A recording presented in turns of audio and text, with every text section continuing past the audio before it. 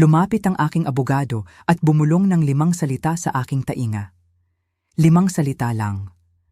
At ang mukha niya, ang mukhang kontento, puno ng pagmamalaki na pinakatitigan ko sa hapagkainan namin sa loob ng 15 na taon, ay biglang namutla. Nanginginig ang kanyang mga kamay. Ang mga papel na sabik na niyang pirmahan ay nanginginig na parang mga dahon sa bagyo. At ako naman, sa unang pagkakataon sa loob ng 3 taon, ay napangiti. Ngunit nagmamadali na ako. Hayaan ninyo akong magsimula sa umpisa dahil kailangan ninyong maunawaan kung paano kami narating dito. Paano ang isang babae na akala ng lahat ay nawala na, ang katinuan ay talagang naglaro ng pinakamahaba, pinakamatatag na laro ng kanyang buhay. Ang pangalan ko ay Elena Reyes. Ako ay 34 taong gulang at hanggang 3 buwan lang ang nakalilipas, ako ay kasal kay Ricardo Santos. 15 taong pagsasama. Iyon ay mas matagal kaysa sa karamihan ng mga relasyon sa Hollywood, mas matagal kaysa sa pag-iral ng ilang maliliit na bansa, at tiyak na mas matagal kaysa sa dapat sana ay kinaya ng aking pasensya. Ngunit ako ay isang matigas na babae. Minana ko iyan sa aking lola. Nakilala ko si Ricardo noong ako ay 17. Nakapagtapos ako ng high school ng maaga. Hindi dahil ako ay isang henyo, kundi dahil ako ay praktikal, determinado, at talagang nais kong umalis sa bahay ng aking mga magulang. Nagsimula akong magtrabaho sa Santos and De Leon Law Firm bilang isang file clerk. Minimum wage, maraming hiwa ng papel, ngunit akin na yon. Pagdating ko ng 18, umangat na ako sa posisyon ng legal assistant. Mahusay ako sa mga detalye, sa mga numero, sa pagiging tahimik at pagmamasid. Si Ricardo ay 24 noong nagkita kami sa isang client event, kakit-akit, ambisyoso, puno ng mga pangarap na bumuo ng isang real estate empire. Nagsalita siya tungkol sa hinaharap na parang pagmamay-ari na niya ito, na parang ang tagumpay ay naghihintay lang na dumating siya at angkinin ito. Sinabi niya na bubuo siya ng isang bagay na hindi ka panipaniwala. Sabi ko, tutulungan ko siyang ayusin ang mga papeles. Romantiko, di ba? Nagpakasal kami noong ako ay 19. Si Maria ay dumating noong ako ay 20. Nagpatuloy ako sa pagtatrabaho sa law firm ng part-time habang pinalalaki ang aming anak, pinapalaki ang aking 401k, nag-iipon ng bawat sentimo. Palaging sinasabi ng aking lola na dapat magkaroon ng sariling pera ang isang babae. Hindi pera na sikreto, paliwanag niya, kundi sarili niya lang. Isang bagay na walang makakakuha. Sa edad na 23, sa wakas ay umunlad ang negosyo ni Ricardo. Hiniling niya sa akin na umalis sa law firm at tulungan siya ng buong panahon. Kailangan niya ng isang taong mamamahala sa mga libro, hahawak sa mga kliyente, makikipag-ugnayan sa mga kontratista, isang taong lubos niyang mapagkakatiwalaan. Kaya, ako ay naging kanyang hindi bayad na lahat. Bookkeeper, office manager, client liaison, interior decorator para sa mga modelong bahay, marketing coordinator, event planner. Ginawa ko ang lahat habang pinalalaki si Maria, pinamamahalaan ang aming tahanan, at sa kung paano man ay pinapanatiling may pagkain at medyo masaya ang lahat. Ang opisyal kong titulo ay asawa. Ang hindi opisyal kong titulo ay lahat ng iba pa. Sa loob ng 11 taon, inilaan ko ang aking sarili sa pagtatayo ng pangarap ni Ricardo. At sa loob ng 11 taon, siya ang nakakuha ng kredito, ng mga parangal, ng pagkilala. Sa bawat industry event, ako ay si Mrs. Santos. Sa bawat pagdiriwang, siya ay nagpapasalamat sa kanyang team, sa kanyang mga mentor, sa kanyang pananaw. Ngunit sa kung paano man ay hindi niya lubos na naalala na pasalamatan ako. Sa kung saan man sa paglalakbay, nagbago ang mga bagay. Nagsimula siyang gumawa ng mga desisyon nang hindi ako kinukonsulta. Nagsimulang magtagal sa trabaho ng mas madalas. Nagsimulang punahin ang maliliit na bagay, ang paraan ng pananamit ko, ang mga pagkaing niluluto ko, ang kawalan ko ng ambisyon, kawalan ng ambisyon. Pinapatakbo ko ang lahat ng kanyang back office ng libre habang pinalalaki ang kanyang anak at inaayos ang kanyang buhay. Ngunit oo, kulang sa ambisyon. Pagkatapos, 3 buwan na ang nakalilipas, ibinagsak niya ang bomba. Umuwi siya noong Martes ng gabi, nagluluto ako ng hapunan. Paborito niya talaga dahil tila ako ay isang malakas na uminom ng hindi na-appreciate na pagsisikap. Pinaupo niya ako sa mesa sa kusina na may ganyang mukha. Hindi malungkot, hindi humihingi ng paumanhin, kundi pangnegosyo. Gusto ko ng diborsyo, sabi niya.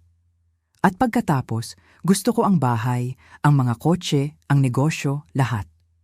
Pwede mong panatilihin si Maria. Sabi niya na parang nag-o-order mula sa menu. Gusto ko ang mga ari-arian. Ilagay ang bata. Panatilihin si Maria na parang ang aming 15 taong gulang na anak ay isang tira-tirang pizza na parang isang istorbo na binigyan ng grasya na manatili sa akin. Tumitig lang ako sa kanya. 15 taong pagsasama at ganito ito nagtatapos sa mesa sa kusina namin sa pagitan ng salt shaker at ng butter dish na parang isa lang ako sa mga bagay na itinatapon niya. Ang hindi ko alam sa sandaling iyon, ang hindi ko malalaman hanggang mamaya ay si Ricardo ay nagpaplano nito sa loob ng maraming buwan. Mayroon na siyang abogado, si Attorney David Gomez, mahal at bihasa. Binubuo niya ang kanyang exit strategy habang naghahanda ako ng mga pagkain at nag-i-schedule ng kanyang mga dental appointment. Nabigla ako ng isang lalaking pinagkatiwalaan ko ng lahat. Kinabukasan, ang kanyang ina ay dumating. Si Mrs. Clara Santos, isang babaeng tinrato akong parang katulong sa loob ng 15 taon, ay dumating na may perpektong ayos ng buhok at perpektong peking mukha ng simpatsya. Tinapik niya ang aking kamay at sinabi sa akin na dapat ay sinubukan ko pa para mapasaya siya. Ang mga lalaki ay may mga pangangailangan, anak, sabi niya, na parang nagpapaliwanag ng isang bagay na komplikado sa isang mabagal na bata. Ang payo ni Mrs. Clara sa kasal ay palaging nakakaintriga. Isinasaalang-alang na ang kanyang asawa ay gumugugol ng 7 araw sa isang linggo sa golf course, partikular upang maiwasan na makasama sa iisang silid. Ngunit tama, ako ang problema. Ang unang linggo na yon ay isang pagkalito. Inilipat ako ni Ricardo sa guest room. Nagpagawa siya ng mga dokumento, nagmungkahi ng mga settlement, nagtatag ng mga timeline. Lahat ay napakabilis at nararamdaman ko na ako ay nalulunod. Nakita ng lahat ang isang babae na ang mundo ay gumuho. Isang asawang itinapon pagkatapos ng 15 taong paglilingkod. Isang biktima na hindi nakakita na darating ito.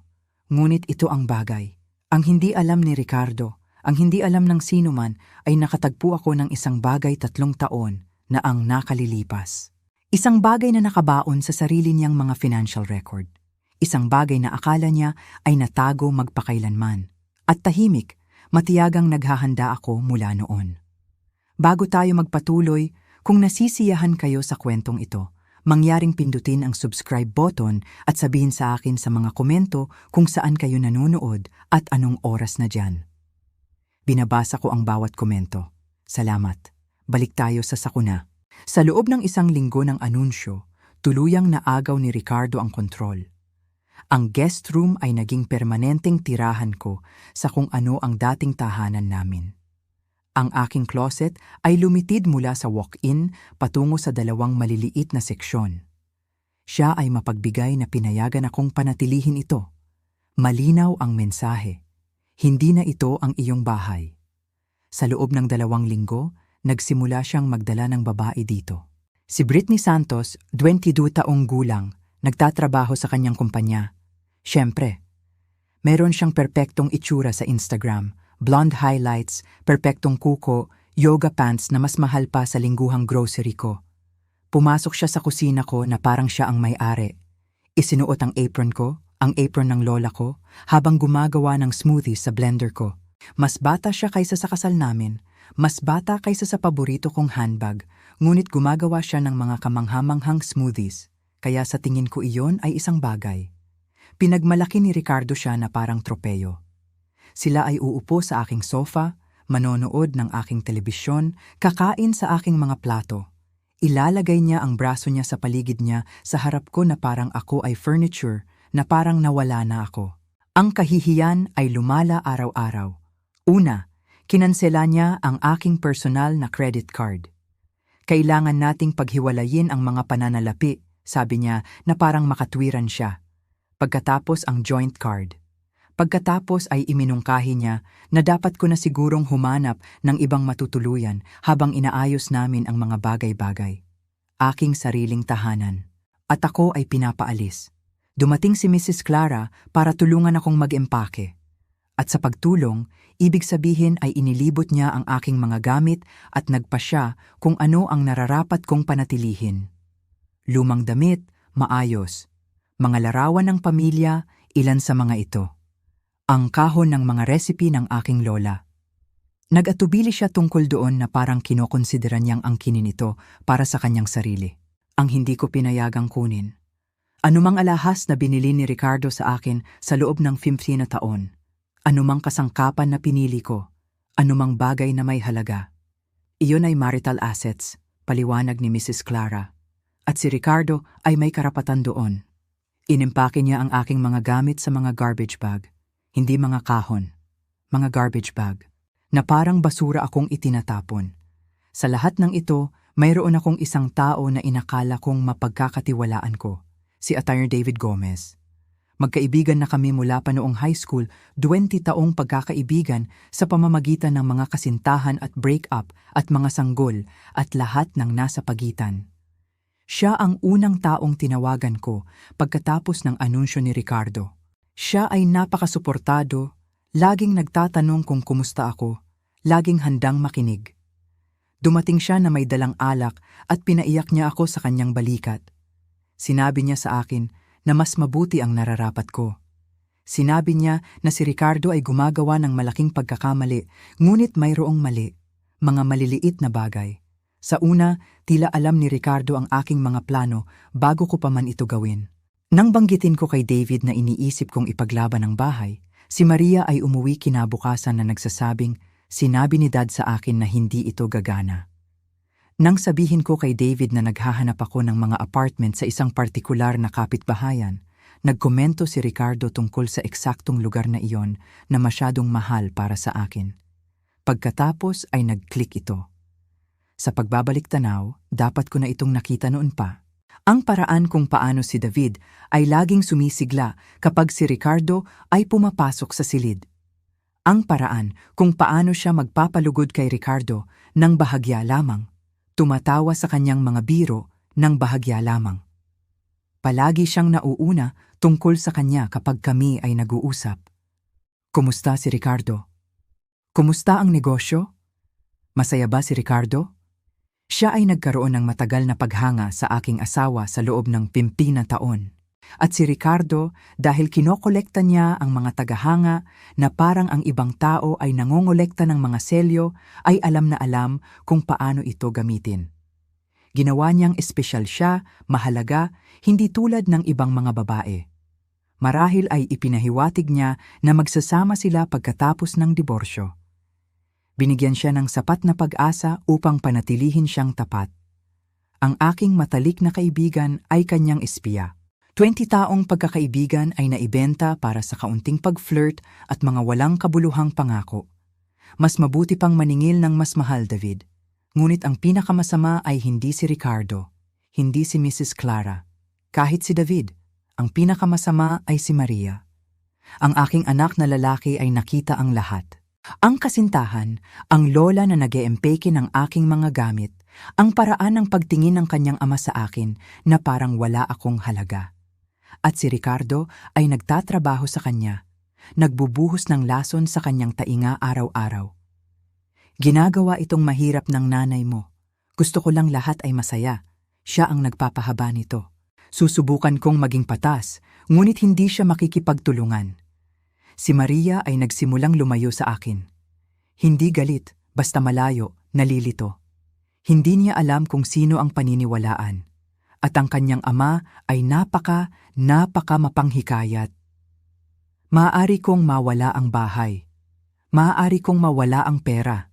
Maaari kong mawala ang... Ngunit ang makita ang aking anak na lalaki na tumingin sa akin na parang ako ang problema. Iyon ang kutsilyo. Iyon ang sugat na talagang dumugo. Kumuha ako ng abogado. Si Attorney Nina De Leon, inirekomenda ng aking dating opisina. 22 taong gulang, matalas na parang labaha, lubos na walang pasensya sa walang kabuluhan. Sinuri niya ang aking sitwasyon at inilatag ang plano ng laban. Tinulungan mong buuin ang negosyong ito, sabi niya. Karapatan mo ang kalahati ng lahat.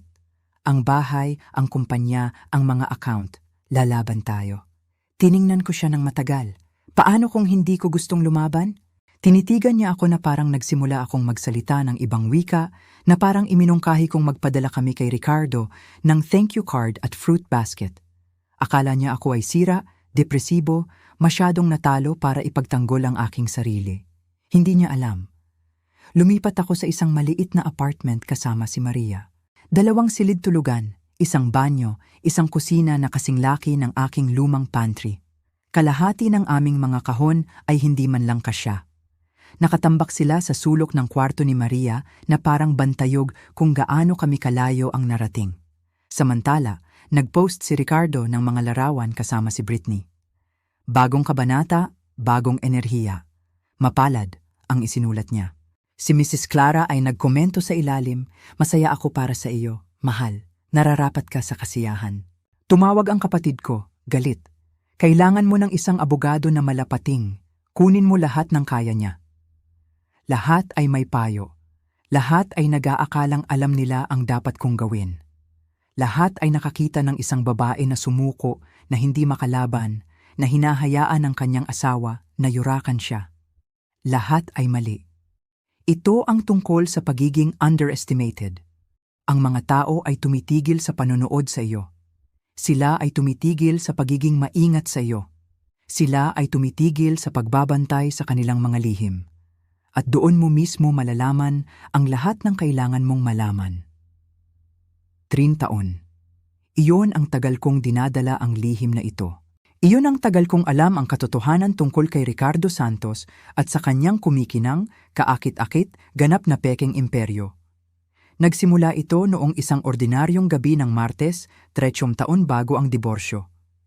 Nagtatrabaho ng huli si Ricardo muli. Palagi siyang nagtatrabaho ng huli sa mga panahong iyon, bagaman hindi ko pa alam kung ano talaga ang ibig sabihin nito. Binabasa ko ang mga libro ng kumpanya, kinokonsolida ang mga account, ginagawa ang hindi kaakit-akit na trabaho na nagpapanatili sa pagpapatakbo ng kanyang negosyo. At may natagpuan akong kakaiba. Isang paglilipat sa isang account na hindi ko kilala, pagkatapos ay isa pa. Pagkatapos ay isang pattern. Pera na dumadaloy palabas ng aming mga account patungo sa mga lugar na hindi ko pa nakikita noon. Naghukay ako ng mas malalim. Nagising ako hanggang 3:00 ng umaga, sinusundan ng bakas. Ang natagpuan ko ay nagpatigas ng aking dugo. Si Ricardo ay humihiram laban sa lahat ng aming pag-aari. Ang bahay, ang aming magandang bahay na hinahangaan ng lahat, ay may 3 mortgage. Mayroon lamang kaming napakamahal na buwanang obligasyon. Umupo ako sa aking kusina ng 3:00 ng umaga na napapaligiran ng mga print-out at ginawa ang kalkulasyon. Mga relo, suit, mga biyahe na hindi ko kailanman inimbita. Isa pang 320,000. Ang aking asawa ay hindi nagtatayo ng imperyo.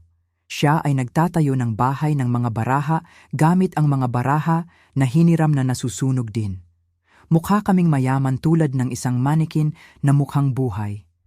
Nakakakumbinsi mula sa malayo, ganap na hungkag mula sa malapitan. Ang aking unang saloobin ay ang harapin siya, sumigaw, umiyak, humingi ng mga sagot. Ngunit kilala ko si Ricardo. Pinanood ko siyang gumalaw sa loob ng maraming taon. Kung haharapin ko siya, magmamanipula siya sa akin. Ipaliwanag niya ito, gawing pakiramdam ko ay baliw ako sa pagtatanong sa kanya. Marahil ay hahanap siya ng paraan para sisihin ako. At mas malala pa, kung alam niya na alam ko, maaari niyang subukang kunin din ang aking hiwalay na pera. Tingnan mo, palagi akong nag-iingat ng kaunti. Ang boses ng aking lola sa aking ulo. Dapat magkaroon ng sariling pera ang isang babae. Ang aking IRA mula sa aking mga taon sa law firm. Inilipat ko ito nang umalis ako, ngunit hindi ko ito nahawakan. Sa panahong iyon, lumaki na ito sa humigit kumulang 700,000. Akin iyon. Nakuha mula sa aking trabaho, hiwalay na ari-arian sa ilalim ng batas. At pagkatapos ay mayroong lola mismo. Namatay siya noong ako ay 28 at iniwan niya ako ng $300,000. Malinaw ang kanyang habilin. Ang perang ito ay para lang kay Elena. Iningatan ko ito sa isang hiwalay na account sa loob ng 6 na taon, hindi kailanman pinaghalo sa mga pananalapi ni Ricardo. Hindi kailanman ginamit para sa mga gastos sa bahay. Ang aking lola ay nag-ingat ng sarili niyang account sa loob ng 50 taon. Hindi pera na sikreto. Palagi niyang sinasabi, kanya lang, ang pinakamatalinong babae na nakilala ko. Mayroon akong humigit kumulang 2,000 na ganap, legal, hiwalay na akin. Kaya, hindi ko hinarap si Ricardo. Sa halip, pinrotektahan ko ang aking sarili. Nagtrabaho ako kasama ang aking tiyuhin, isang accountant na nagretiro upang lumikha ng isang irrevocable trust para kay Maria. Ang aking ERA at ang aking mana ay napunta sa trust na iyon. Hindi nakalista ang pangalan ko dito bilang benepisyaryo. Tiyak na hindi rin nakalista ang pangalan ni Ricardo. Para ito sa hinaharap ni Maria, kolehiyo, unang bahay, mga emerhensya at hindi ito kayang galawin. Pagkatapos ay idinokumento ko ang lahat. Bawat dokumento ng mortgage, bawat nakatagong account, bawat kahina-hinalang transaksyon. Nagprint ako ng mga kopya at iningatan sa bahay ng aking kapatid. Naglagay ako ng mga kopya sa isang safe deposit box. Nag-save ako ng lahat sa isang encrypted drive. At pagkatapos ay naghintay ako. Alam kong aalis din si Ricardo. Ang mga lalaki na tulad niya ay laging ginagawa iyon. Naiinip sila o nakakahanap sila ng mas bata o nagpapasya silang mas nararapat sila ng higit pa. Kailangan ko lang maging handa kapag nangyari iyon. 3 taon ng paghihintay. 3 taon ng panonood sa kanya na palalimin ng hukay. 3 taon ng pagngiti sa mga dinner party habang alam na ang buong buhay namin ay itinayo sa buhangin. Naging mahusay ako sa pagtitiis at mahusay sa pagpapanggap na hindi ko alam na ginagawa kaming kapwa nalulunod ng aking asawa sa pananalapi. Nang sa wakas ay hiningi ni Ricardo ang diborsyo, nang igiit niya ang bahay, ang mga kotse, ang negosyo, lahat, halos tumawa ako ng malakas. Hindi siya humihingi ng mga ari-arian. Siya ay nag-aangkin ng utang. Hindi pa niya alam. Bumalik sa kasalukuyan, umupo ako sa tapat ni Ate Nina De Leon at naglagay ng 3 binder sa kanyang mesa. 3 taon ng ebidensya, bawat dokumento ng mortgage, bawat statement ng loan, bawat nakatagong account.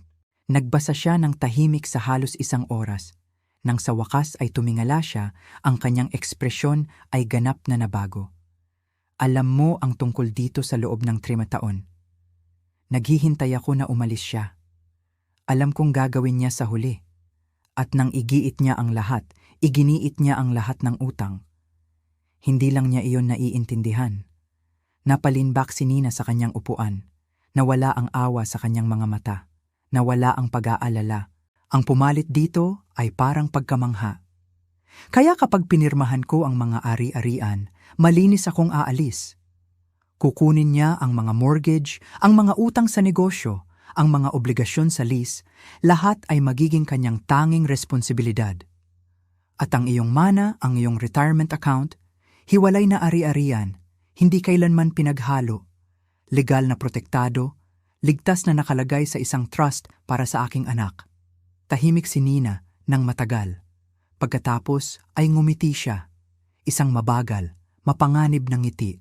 Mrs. Reyes, sabi niya, sa tingin ko may utang ako sa iyo ng paumanhin. Akala ko sumuko ka na. Ngumiti ako pabalik. Lahat ay nag-aakala niyan, iyon ang punto. Si Nina ay mula sa pagtingin sa akin na parang isang nawawalang kuting patungo sa pagtingin sa akin na parang isang chess grandmaster. Mas gusto ko ang grandmaster, mas magandang damit. Ang bitag ay naitayo na. Ang mga numero ay na-verify. Ang dokumentasyon ay airtight. Ang kailangan ko na lang gawin ngayon ay hayaan si Ricardo na isipin na siya ay nananalo. At walang sino man ang mas magaling na loser kaysa sa isang babae na nagsasanay sa loob ng 15 taon. Ang susunod na 3 buwan ay isang masterclass sa pag-arte. Naging eksakto ako sa inaasahan ng lahat. Bali, natalo, halos hindi makatayo. Dumating ako sa mga sesyon ng mediation na may pulang mata at nanginginig na kamay. Nagsalita ako ng mahina, nag-aalangan na parang isang babae na nawalan na ng lahat ng kumpiyansa. Humiling ako ng napakakaunti na kahit ang mediator ay tila hindi komportable. Gusto ko lang ng sapat para magsimula muli, sabi ko sa aming pangalawang mediation. Hindi ko sinusubukang gawing mahirap ang mga bagay. Alam kong ang negosyo ang kanyang buhay na gawa. Alam kong ang bahay ay may kahulugan sa kanya ang lahat. Hindi ko gustong masira pa lalo ang aming pamilya kaysa sa nasira na ito. Humiling ako ng settlement na 200,000 cash, mga personal kong gamit, shared custody ni Maria. Iyon lang, agad na pumayag si Ricardo. Marahil ay inaasahan niyang ipaglalaban ko ang kalahati ng lahat. Iyon ang hinihingi ng anumang makatwirang abogado. Sa halip, humihingi ako ng mga mumo. Tiningnan niya ako sa kabilang mesa ng mediation na may halos awa, na parang ako ay isang sugatang hayop na pinagkakalooban niya ng kamatayan. Karapat-dapat ako ng isang Oscar para sa pagtatanghal na iyon, o hindi bababa sa isang Golden Globe. Ibinigay sa akin ang papel ng isang buong buhay, at ang tanging audience ko ay ang aking sinungaling, manloloko, malapit ng mabaon sa utang na dating asawa. Sa bawat linggo na lumilipas, lumalaki ang pagmamataas ni Ricardo. Tumigil siya sa pagiging maingat, tumigil sa pagpapanggap na siya ang makatwiran. Nagsimula siyang magsabi sa lahat ng makikinig na hindi ako lumaban. Sumuko na siya, sabi niya sa kanyang mga kaibigan sa golf. Binigyan ko siya ng patas na settlement at tinanggap niya ito ng walang salita. Mas masahol pa si Mrs. Clara. Nagpasikat siya sa kanyang book club, sa kanyang church group, sa bawat social gathering na kanyang dinadaluhan. Pananatilihin ni Ricardo ang lahat. Hindi nakuha ng babaeng iyon ang kahit isang kusing. Alam ko na hindi siya sapat na malakas para sa aking anak. Samantala, nagsimula nang magredecorate si Britney sa aking bahay. Bagong kasangkapan sa sala, bagong likhang sining sa mga dingding. Pininturahan pa niya ang aking kusina ng kulay abo. Pininturahan niya ito ng kulay abo. Gumugol ako ng 3 linggo sa pagpili ng kulay berde na iyon. 3 linggo ng mga sample ng pintura at pagsubok ng ilaw at pagpapahirap sa aking sarili upang makuha ang perpektong kulay. At pininturahan niya ito ng kulay abong pangtagabuo, na parang wala lang. Kulay abo tulad ng kanyang pagkatao, tulad ng kanyang hinaharap kasama si Ricardo kapag nalaman niyang ubos na siya. Talagang angkop sa katunayan. Patuloy na tumatawag si David nang hihingi ng impormasyon sa ilalim ng pagkukunwari ng pagkakaibigan. Nagpatuloy ako sa paglalaro. "Kumusta ka?" sasabihin niya, ang kanyang boses ay puno ng peking pag-aalala. "Gusto ko lang matapos na ito," sasabihin ko sa kanya, na nagpapahina ng aking boses ng bahagya. Hindi ko na kayang lumaban, wala na akong lakas. Sa loob ng ilang oras, malalaman ito ni Ricardo. Halos nakikita ko siyang nagre-relax, mas lalo pang nagpapababa ng kanyang bantay. Akala ni David ay niloloko niya ako. Siya ay nagsisilbing serbisyo sa pagmemensahe lamang. Hindi rin ito masyadong mahal. Ngunit habang ang mga matatanda ay naglalaro ng kanilang mga laro, si Maria ay nanonood. At ang aking anak na lalaki, ang aking matalino, mapagmasid, kahangahangang anak na lalaki, ay nagsisimulang mapansin ang mga bagay na hindi tumutugma. Napansin niya ang bagong relo ni Dad na nagkakahalaga ng 600,000. Ngunit narinig niya si Ricardo na nagsasabi sa kanya na hindi nila kayang bayaran ang school trip patungong Washington, D.C. Napansin niya ang mga shopping bag ni Britney na nagsasalansan sa foyer. Ngunit narinig niya si Ricardo na nagrereklamo tungkol sa paghihigpit ng pera. Napansin niya ang pagkakahiwalay sa pagitan ng pamumuhay na ipinapakita ng kanyang ama at ang mga dahilan na patuloy niyang ibinibigay. Isang gabi, dumating si Maria sa aking maliit na apartment at umupo sa aking lumang mesa sa kusina.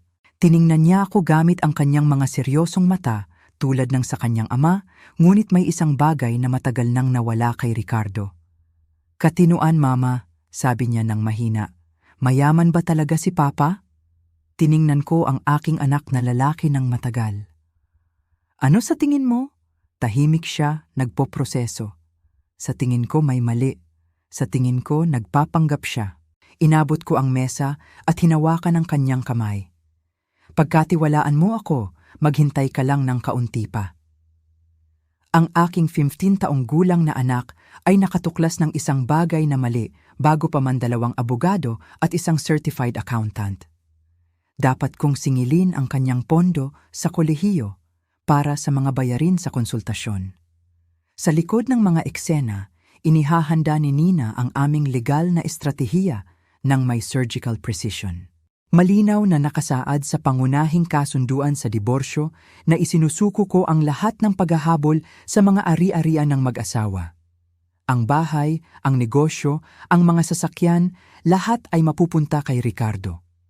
Bilang kapalit, tatanggapin ko ang aking katamtamang settlement na pera at aalis. Ngunit nakalakip sa kasunduang iyon ay isang addendum, isang detalyadong statement ng pagbubunyag ng liability. Bawat utang, bawat mortgage, bawat loan, bawat obligasyon na nakatali sa mga ari-arian na iyon. Kapag pinirmahan ni Ricardo ang lahat ng ari-arian, legal niyang aaminin ang lahat ng liabilities. Ang mga mortgage ay magiging kanyang tanging responsibilidad. Ang mga utang sa negosyo ay ganap na maililipat sa kanya. Ang mga obligasyon sa lease ng mga kotse ay magiging kanyang problema lamang. Lahat ay naroon, itim at puti, legal, maayos, nakapipinsala. Ang mga dokumento ng batas ay parang tula, sabi ni Nina sa akin. Nakakabagot, mamahaling tula na maaaring sumira sa buhay ng isang tao. Paborito ko. 2 linggo bago ang huling pagdinig, tumawag si Attorney David Gomez kay Nina na may mga alalahanin. Ang kliyente ko ay kumukuha ng malaking ari-arian, maingat na sabi ni David. Nais kong humiling ng isang buong financial audit bago natin ito pinal ang kasunduan upang ma-verify lamang ang lahat. Pinanatiling neutral ni Nina ang kanyang boses. Siyempre, magbibigay kami ng anumang dokumentasyon na kailangan mo, ngunit nang dalhin ni David ito kay Ricardo, agad itong tinanggihan ng aking magiging dating asawa. Walang audits, sabi ni Ricardo. Itinayo ko ang kumpanyang iyon. Alam ko eksakto kung ano ang halaga nito. Hindi ako magbabayad para sa isang accountant na magsabi sa akin ng alam ko na. Tumutol si David. Lubos kong inirerekomenda na i-verify natin ang mga halaga ng ari-arian bago ka pumirma. Ito ay isang malaking pagtanggi. Pinutol siya ni Ricardo. Gusto ni Britney itong gawin. Gusto ko itong gawin. Wala nang pagkaantala. Si David ay nagsasanay ng batas ng higit sa 30 taon. Alam niya kung kailan malapit ng magkamali ang isang kliyente. Alam din niya na hindi niya mapipilit ang isang tao na tanggapin ang kanyang payo. Nagbigay siya kay Ricardo ng isang waiver, isang dokumento na kumikilala na inirekomenda ni David ang isang independenteng pagsusuri sa pananalapi at si Ricardo ay tumatanggi laban sa payo ng abogado. Pinirmahan ito ni Ricardo nang hindi binabasa. Tulad ng pagpirma niya sa lahat ng iba pa ng hindi binabasa, huwag kailanman maliitin ang kapangyarihan ng isang babaeng hindi mapagpasensya na maging sanhi ng paglaktaw ng isang lalaki sa fine print. Si Britney ay nagkakahalaga ng milyon-milyon sa akin para sa legal na estratehiya. Sa anumang kaso, ang gabi bago ang pagdinig, nagpadala sa akin ng text message si Ricardo. Salamat sa hindi pagpapahirap dito. Tinitigan ko ang mensaheng iyon ng matagal. 15 na taong pagsasama, 15 na taong pagtatayo ng kanyang negosyo, pagpapalaki ng kanyang anak, pamamahala sa kanyang buhay, at siya ay nagpapasalamat sa akin dahil hindi ko siya pinahirapan habang itinapon niya ako. Nag-type ako pabalik. Gusto ko lang ang pinakamaganda para kay Maria. Ang pinakamaganda para kay Maria. Ang kanyang trust fund, ang kanyang kinabukasan ay natiyak. At isang ama na malapit nang matutunan ang pinakamahal na aral sa kanyang buhay. Tinawagan ako ni Nina noong gabing iyon, Huwebes ng 9 AM. Huling pagdinig, Judge Patricia Holden, handa ka na ba? Sumilip ako sa aking maliit na apartment, sa mga lumang kasangkapan, sa mga kahon na hindi pa rin nabubuksan sa sulok, sa maliit na kusina na pininturahan ko ng kulay berde dahil naaalala ko ito ng pag-asa. 3 taon na akong handa. 3 taon ng paghihintay at sa wakas ay narito na. Naramdaman ko na parang isang bata sa araw ng Pasko kung ang araw ng Pasko ay nagsasangkot ng court divorce at financial revenge. Huwebes ng umaga, 9:00 a.m., courtroom 4B. Naaalala ko ang bawat detalye ng umagang iyon. Ang paraan ng pagpasok ng sikat ng araw sa matatayog na bintana, ang amoy ng lumang kahoy at floor polish, ang tahimik na bulong ng mga abogado na nag-aayos ng mga papel. Dito magtatapos ang 50 taong pagsasama. At kung saan ang 30 taong pagtitiyaga sa wakas ay magbubunga. Dumating muna si Ricardo. Siyempre, suot niya ang kanyang pinakamahusay na suit, ang charcoal Armani na tinulungan ko siyang piliin para sa isang client dinner, 30 taon na ang nakalilipas. Ang kanyang bagong relo ay sumasalamin sa liwanag habang nakikipagkamay siya kay David. Mukha siyang kumpiyansa, kalmado, na parang isang taong malapit ng magsara ng isang napakapaborableng deal. Naghihintay si Britney sa hallway.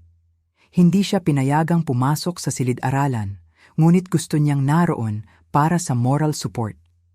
Nakakita ako ng sulyap sa kanya sa pamamagitan ng pinto. Perpektong makeup, designer bag, nag-scroll sa kanyang telepono na parang isa lamang itong nakakainip na appointment. Naroon din si Mrs. Clara, nakaupo sa gallery. Nagbihis siya para sa okasyon, marahil ay nagpaplano na dalhin si Ricardo sa isang celebratory lunch pagkatapos. At lahat ay tumayo. Siya ay nasa kanyang unang bahagi ng 60s, may pilak na buhok, salamin sa pagbabasa na nakapatong sa kanyang ilong, 30 taong nasa family court bench. Nakita na niya ang bawat trick, bawat manipulation, bawat kasinungalingan na maaaring ibato ng mga naghihiwalay na mag-asawa sa isa't isa. Wala na siyang kinagugulat. Maikling binuksan niya ang case file pagkatapos ay tumingin. Mercer versus Mercer. Final dissolution hearing. Naiintindihan ko na naabot ng mga partido ang isang kasunduan. Tumayo si David. Opo, hukom. Ang kliyente ko na si Ricardo Mercer ay inaako ang lahat ng marital assets, kasama na ang pamilya na tirahan, ang real estate development business, at lahat ng kaugnay na sasakyan. Halos nakikita ko ang kanyang panloob na debate. Kung magtutulak pa ba siya, kung mag-uutos ba siya ng pagkaantala, kung poprotektahan ba niya ako mula sa tila isang kakilakilabot na desisyon. Ako ay isang babaeng nasa hustong gulang na gumagawa ng sarili kong pagpili. Napakabuti, sabi niya sa wakas. Magpatuloy tayo. Ibinahagi ng clerk ang mga huling dokumento, pahina pagkatapos ng pahina ng legal na wika. Mga pirma na kinakailangan sa bawat ikatlong pahina. Mabilis na pumirma si Ricardo, halos hindi tumitingin sa kung ano ang kanyang pinapayagan. Gusto niyang matapos ito. Gusto niyang bumalik sa kanyang bagong buhay kasama ang kanyang bagong kasintahan at ang kanyang bagong kalayaan. Mabagal akong pumirma, may layunin. Sa tapat ng silid-aralan, nakita ko si Ricardo na sumulyap kay Mrs. Clara at ngumiti. Tumango siya pabalik ng may pag-apruba. Sa hallway, umugong ang kanyang telepono. Marahil ay nagpapadala ng pag-asa si Britney. Sinusuri niya ang kanyang telepono sa korte habang sa kanyang sariling divorce hearing. Iyan ang uri ng lalaki siya. Samantala, ginagawa ni Atay. David Gomez ang ginagawa ng mabubuting abogado, sinusuri ang kompletong pakete ng dokumento ng isang huling beses. Mga pangunahing kasunduan na napirmahan, schedule ng ari-arian na napirmahan, mga tuntunin ng settlement na napirmahan. Pagkatapos ay narating niya ang addendum, liability disclosure statement. Pinanood ko ang kanyang mukha habang nagbabasa siya. Pinanood ang pagkalito na kumikislap sa kanyang mga tampok. Pinanood siyang bumalik sa isang pahina. Pagkatapos ay muli pasulong na parang umaasa siyang nabasa niya nang mali ang isang bagay. Hindi niya nagawa. Ang mukha ni David ay namutla. Yumuko siya kay Ricardo, sinusubukang maging discreet. Sir, bumulong siya. Kailangan nating mag-usap. Tinaas ni Ricardo ang kanyang kamay, naliligo pa rin sa kanyang tagumpay. Hindi ngayon, malapit na tayong matapos.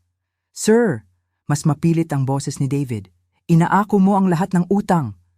Napalingon si Ricardo upang tingnan siya. Ano? Ang liability disclosure? Bumulong si David, nagkalat ang mga papel habang itinuturo niya. Ang mga mortgage, ang mga business loan, lahat ay narito. Inaako mo ang personal na pananagutan para sa lahat. Sa unang pagkakataon, talagang tiningnan ni Ricardo ang kanyang pinirmahan. Kabuuang utang, humigit kumulang 7,500,000. Netong halaga ng lahat ng kanyang inaangkin. Minus 1,500,000. Hindi siya nanalo ng lottery. Nakuha niya ang bayarin para dito. Biglang tumayo si Ricardo, ang kanyang upuan ay sumasagitsit sa sahig. Hindi ito tama.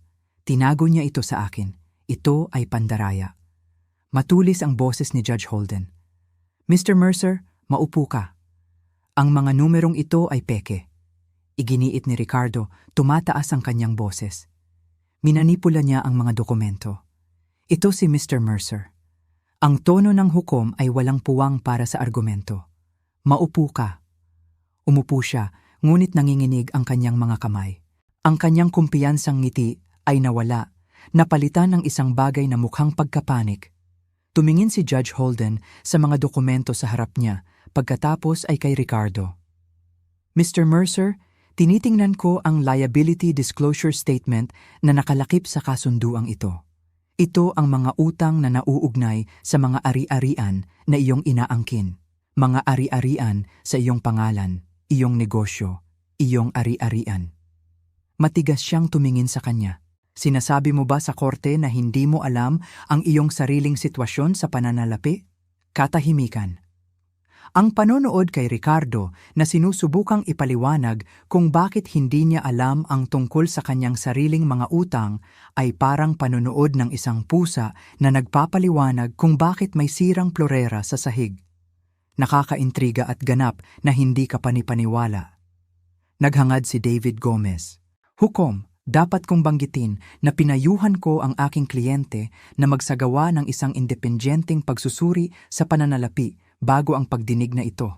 Siya ay tumanggi. Mayroon akong dokumentasyon. Inilabas niya ang waiver, ang isa na pinirmahan ni Ricardo nang hindi binabasa.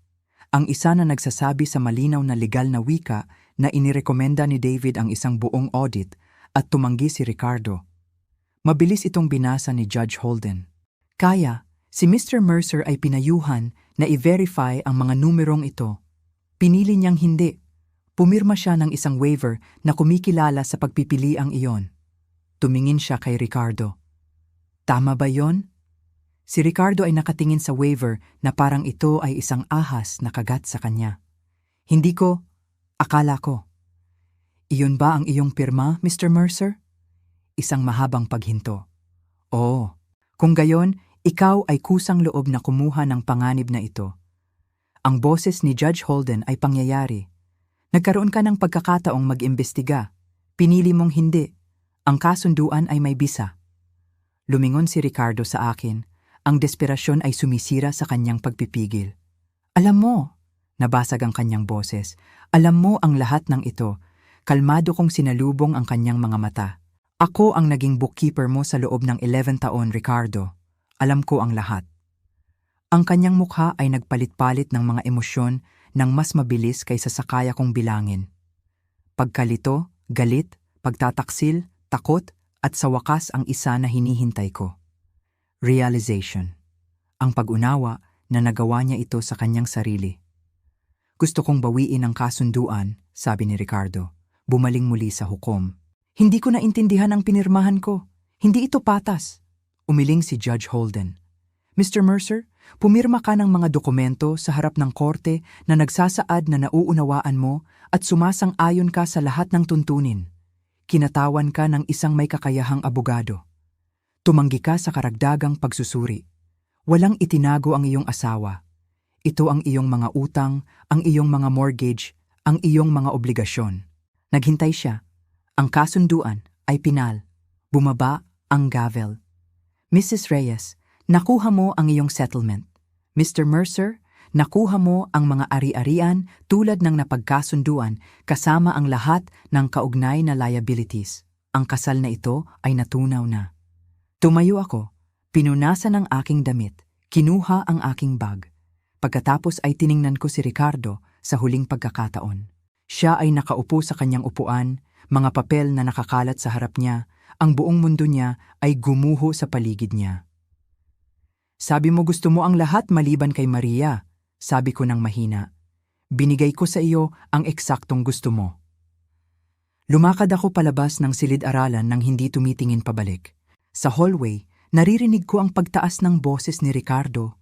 Sumisigaw kay David, nagtatanong kung paano ito nangyari, nagbabanta ng mga kaso. Ang mga kalmadong sagot ni David.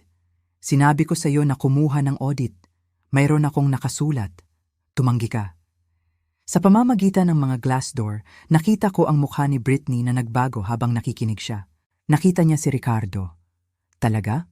Tiningnan niya siya. At nakita ang isang bagay maliban sa matagumpay na negosyante na inakala niyang makukuha niya. Wala na siya bago pa ako makarating sa elevator. Mabilis na gumagalaw, mga takong na tumataginting sa marble floor, hindi tumitingin pabalik. Ang pag-alis ni Britney ay mas mabilis kaysa sa pagpasok niya sa aking kasal. Hindi bababa sa siya ay pare-pareho. Lumabas ako sa Abril na sikat ng araw. Ang langit ay bughaw, ang hangin ay mainit. Sa kung saan sa likuran ko, ang aking dating asawa ay sumisigaw sa kanyang abogado tungkol sa pagiging patas at pandaraya at kung paano hindi ito ang kanyang kasalanan. Sa harap ko ay isang bagong buhay. Mas maliit kaysa dati, mas simple, ngunit ganap at lubos na akin. Ang pagbagsak ay nangyari ng mas mabilis kaysa sa inaasahan ko. Sa loob ng 2 linggo, lumipat si Britney sa bahay, inimpake ang kanyang mga gamit sa gitna ng gabi, nag-iwan ng sulat na nagsasabing, hindi ito ang aking inaplayan. Ang kulay abong kusina ay nanatiling walang laman. Sa loob ng 1 buwan, sinubukan ni Ricardo na ibenta ang bahay. Ngunit kapag mas marami kang utang kaysa sa halaga ng isang bagay, walang mga mamimili, mga bangko lamang na tumatawag tungkol sa mga napalampas na bayarin at mga ahente ng ari-arian na nagmumungkahi ng mga short sale. Sa loob ng 2 buwan, nagsimulang mag-default ang negosyo. Naghain ng mga kaso ang mga vendor. Ang linya ng kredito ay na-freeze. Ang kumpanya na ginugol ni Ricardo ng 15 na taon sa pagbuo. Ang kumpanya na sinuportahan ko ng 11 taon ay gumuho sa alikabok. Sa loob ng 3 buwan, nakikipagpulong si Ricardo sa mga abogado sa pagkabangkarote. Ang taong dating nagmayabang tungkol sa kanyang imperyo ay ngayon kinakalkula kung aling mga ari-arian ang maaari niyang protektahan mula sa mga nagpapautang. Ang sagot ay halos wala. Ang perpektong anak ni Mrs. Clara ay tumatawag sa mga miyembro ng pamilya na humihingi ng pautang, dumadating sa mga bahay ng mga kamag-anak na may mga dahilan at paliwanag. Walang nakakaalam tungkol sa utang, kailangang itinago ito ni Elena sa kung paano. Nalinlang ako. Ngunit ang mga dokumento ay nagsabi ng ibang kwento. Ang mga mortgage ay nasa kanyang pangalan. Ang mga pautang ay nasa kanyang pangalan, ang mga utang sa pagsusugal, ang mga pagkalugi sa crypto, ang lihim na apartment, lahat ng kanyang mga pagpipilian, lahat ng kanyang mga pirma. Narinig ko na ang Christmas newsletter ni Mrs. Clara sa taong iyon ay napakaikli. Si Ricardo ay nag-e-explore ng mga bagong oportunidad. Oo, mga oportunidad sa debt restructuring. Ang mga magkatulad na salungatan ay nalulutas sa isang uri ng malatulang simetrya. Tumawag si David sa akin mga 1 linggo pagkatapos ng pagdinig. Nanginginig ang kanyang boses. Hindi ko alam na ganito pala ito kasama. I'm so sorry, Elena. Hindi ko kailanman. Hindi ako sumagot, hindi tumugon, hindi ko binigyan siya ng closure na hinahanap niya. Ang ilang mga tulay ay hindi dapat ayusin. Ang ilang mga pagkakaibigan ay hindi karapat-dapat sa pangalawang pagkakataon. 20 taong kasaysayan na ipinagkanulo para sa isang kindat at mga walang kabuluhang pangako mula sa isang tao na ginamit ang lahat sa paligid niya. Sinubukan niyang tumawag ng 3 beses pa pagkatapos ay tumigil siya. Hinihinala ko na naghihintay pa rin siya na mapansin siya ni Ricardo. Maghihintay siya ng matagal. Sinubukan ni Mrs. Clara ang ibang paraan sa pamamagitan ni Maria. Sabihin mo sa nanay mo na hindi ko alam ang tungkol sa mga problema sa pera. Sabihin mo sa kanya na ako ay humihingi ng paumanhin sa paraan ng pagtrato ko sa kanya. Sabihin mo sa kanya na gusto kong mag-usap. Tiningnan ni Maria ang kanyang lola, ang babae na nag-impake ng mga gamit ng kanyang ina sa mga garbage bag, na tumawag sa kanyang ina na walang halaga, na pumapanig sa kanyang ama ng walang isang tanong, at sinabi, busy si mama sa pagbuo ng kanyang buhay. Wala siyang oras para sa mga dahilan. Gusto ni Mrs. Clara ng kapatawaran. Gusto ko ng kapayapaan. Hulaan mo kung sino sa atin ang nakuha ang gusto natin. Maria, ang aking kahanga-hanga, matalino, mapagmasid na anak na lalaki. Sa wakas ay naintindihan niya ang lahat. Hindi dahil ipinaliwanag ko, kundi dahil naintindihan niya ito mismo. Nakita niya ang mga dokumento ng korte. Narinig niya ang mga dahilan ng kanyang ama. Nakita niyang umalis si Britney. Nakita si Mrs. Clara na nagmamadali. Nakita ang buong fasad na gumuho. Isang gabi, mga isang buwan pagkatapos ng diborsyo, umupo siya sa akin sa aking maliit na apartment. Ang isa na may kusinang kulay berde. Ang isa na may lumang kasangkapan at mga kahon na sa wakas ay nabuksan. Naghintay ka ng 3 taon, sabi niya ng mahina. Alam mo ang lahat ng oras na ito at naghintay ka lang.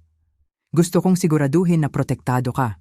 Sabi ko sa kanya, anuman ang mangyari sa pagitan ng iyong ama at ko, kailangan kong malaman na magiging maayos ka. Ang trust fund, 2,000 ligtas at hindi magagalaw. Tahimik siya ng isang sandali. Pagkatapos ay niyakap niya ako. Talagang niyakap niya ako. Ang uri ng yakap na hindi ko nakuha mula sa aking 15 na taong gulang na anak sa loob ng maraming buwan. Ang uri na nagsasabing, naiintindihan ko. Ang uri na nagsasabing, ipinagmamalaki kita. Ang mga 15 taong gulang na lalaki ay hindi karaniwang yumayakap sa kanilang mga ina ng kusa. Alam kong may nagawa akong tama. Ang aking 200,000 settlement ay napunta sa pagiging matatag. Unang buwan ng upa, security deposit, basic furniture na hindi nabubulok. Hindi ito luho, ngunit ito ay katatagan. Ang trust fund ay nanatili kung saan ito naroon. Ang kinabukasan ni Maria, kolehiyo, marahil ay unang bahay balang araw, isang safety net na walang makakakuha sa kanya. At ako, nagpatala ako sa mga kurso sa interior design sa community college. Ang pangarap na ipinagpaliban ko noong ako ay 23 upang tulungan si Ricardo na buuin ang kanyang imperyo. Sa wakas ay binubuo ko ang aking sariling imperyo. Nagsimula ako ng maliit. Ang aking unang tunay na kliyente ay isang babae na nagngangalang Sandra, 52 taong gulang, kakagaling lang sa isang 28 taong kasal. Nakatayo siya sa kanyang bagong apartment na walang laman, mukhang nalilito nang tanungin niya ako. Paano ka magsisimula muli? Naisip ko ito sandali.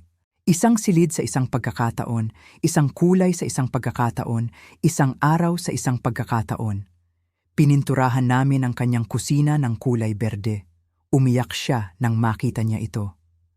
Masayang luha, sabi niya, ang kulay ng mga bagong simula.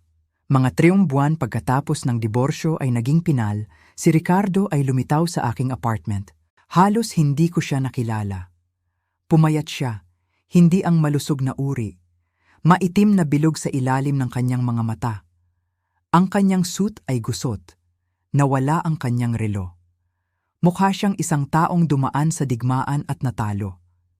Nakatayo siya sa aking pintuan at sa sandaling iyon, halos naawa ako sa kanya. Halos. Hindi ko alam na ganito pala ito kasama, sabi niya. Ang kanyang boses ay, nagkamali ako. Alam ko na ngayon, ngunit hindi ko nilayon na mangyari ang lahat ng ito. Sumandal ako sa aking doorframe at tiningnan siya.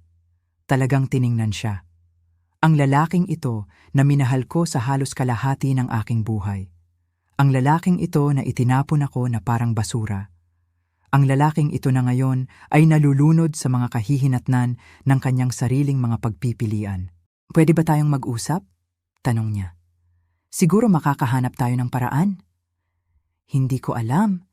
Siguro pwede. Hindi niya natapos ang pangungusap. Hindi niya nagawang hilingin ang tunay niyang gusto. Tulong. Ang aking tulong. Humingi ka ng lahat maliban kay Maria, sabi ko ng mahinahon. Nakuha mo ang eksaktong gusto mo. Elena, pakiusap. Paalam, Ricardo. Isinara ko ang pinto. Nakatayo siya sa hallway sa loob ng 10 minuto. Alam ko dahil pinanood ko sa peephole habang kumakain ng ice cream. Pinakamagandang palabas na napanood ko. 5 bituin. Manonood muli. Nang gabing iyon, pagkatapos matulog ni Maria, umupo ako sa aking maliit na sala at tiningnan ang larawan ng aking lola sa istante. Ang kahon ng recipe ay katabi nito. Ang isang bagay na halos kinuha ni Mrs. Clara. Ang isang bagay na pinakamahalaga. Tama ka sa lahat, Lola, sabi ko ng mahina. Panatilihin ang sariling pera, alamin ang iyong halaga, at huwag kailanman hayaan ang sinuman na magparamdam sa iyo na maliit. Tahimik ang apartment, maliit, hindi katulad ng bahay na tinirhan ko sa loob ng 15 na taon, ngunit akin ito. Bawat kulay ng pintura, bawat piraso ng muebles, bawat desisyon, akin. At sa unang pagkakataon, sa mas matagal pa kaysa sa aking matatandaan, ako ay malaya. Maraming salamat sa panunood. Higit pa sa aking mga pinakanakakaakit na kwento ang nasa iyong screen na. Pindutin ang isa ngayon at huwag palampasin ang pinakamahusay na bahagi. Magugustuhan mo ito. Hanggang sa susunod.